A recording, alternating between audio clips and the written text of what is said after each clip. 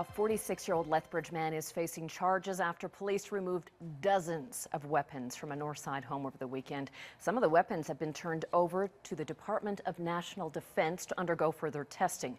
Our Vogt reports. Police spent 14 hours on the scene, gathering and documenting between 75 and 100 firearms, among them a Vickers machine gun and a variety of guns from World War II.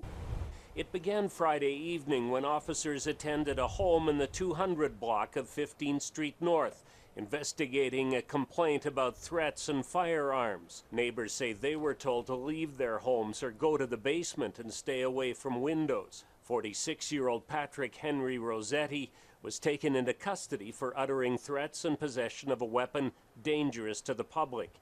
He faces 28 charges, and more could be coming after the military finishes testing the guns.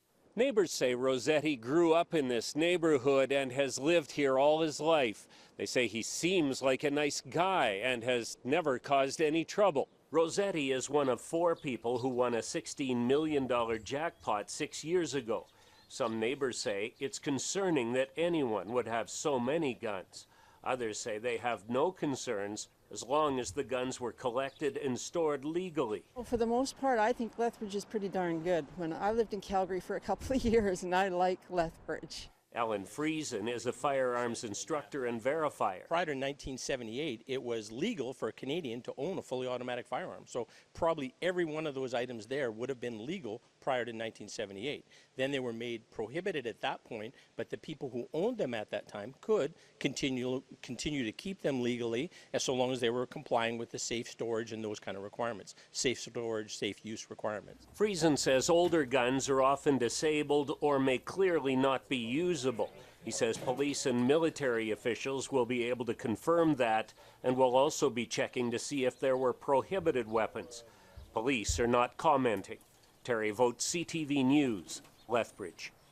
Late this afternoon, police did tell us that a total of 130 items were seized, including military ordnance and prohibited weapons such as switchblades, a crossbow, and a Walther pistol. Rossetti made a court appearance this morning by closed-circuit television. He will remain in custody until his next court appearance on Thursday for a bail hearing.